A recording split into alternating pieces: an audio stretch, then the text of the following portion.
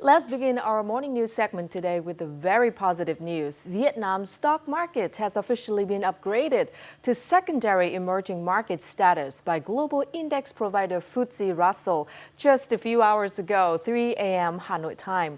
So what does this mean for the Vietnam stock market, Brian? It is very exciting news for Vietnam, and we will see the market reactions when the market begins its ATO.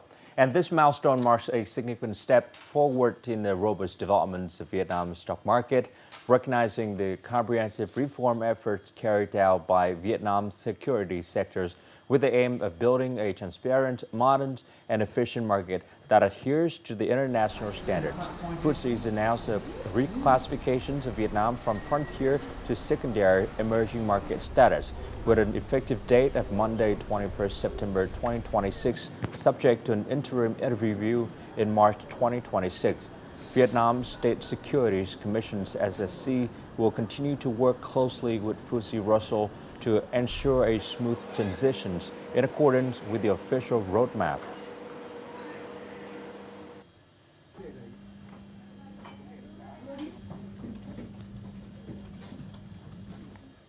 And to help us better understand the impact of this upgrade on Vietnam's economy, we are joined today by Christian Lê, Managing Director of Eastern Horizon Wealth Management and founders of the Vietnam Investment and Finance Association. Thank you for being with us today. How do you see the significance of this upgrade for the economy and financial market, and what are your expectations regarding how international investors will respond?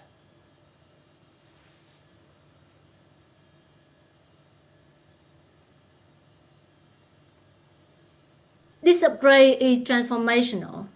From an investment perspective, the FTSE Russell upgrade would automatically trigger passive inflow. Large index funds that replicate global benchmark would have to include Vietnamese stock. Analysts estimate that could bring around 5 to 7 billion US dollars of new foreign capital into the market in the near term. But beyond that, what excites me more is the long-term signal it sends. Vietnam will officially be seen as a mainstream emerging market, not a frontier one. That means global investors, pension funds, insurance firms, sovereign wealth funds can allocate capital to Vietnam as part of their core portfolios. For domestic companies, they also mean access to cheaper and more diversified funding, better corporate governance, and stronger investor confidence. And for the economy as a whole, it's not just about inflows of money. It's about credibility, about Vietnam being recognized as a market that meets international standards. And so for Vietnam's stock market to continue to develop in a healthy way and meet international standards, what changes or improvements are needed?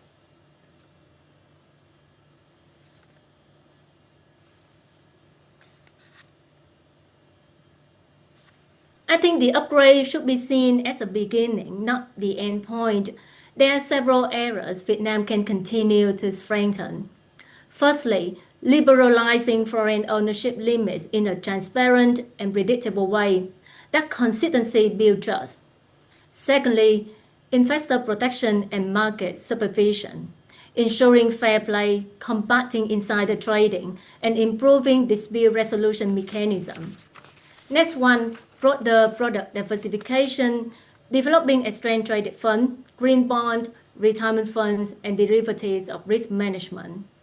Fourthly, technology and infrastructure, maintaining stability of the new KRS platform and completing the central counterparty system to ensure fast and secure settlement.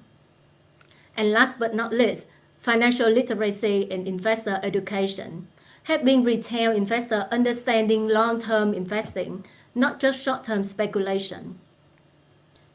In the UK, where we advise clients, I've seen how a well-regulated, transparent market creates confidence and long-term wealth. Vietnam is moving in that same direction toward a more open, disciplined, and global integrated market. So I would say the upgrade will be a defining moment, but the real opportunity lies in what happens after, in maintaining the trust, transparency, and sustainable growth. Thank you for joining us today.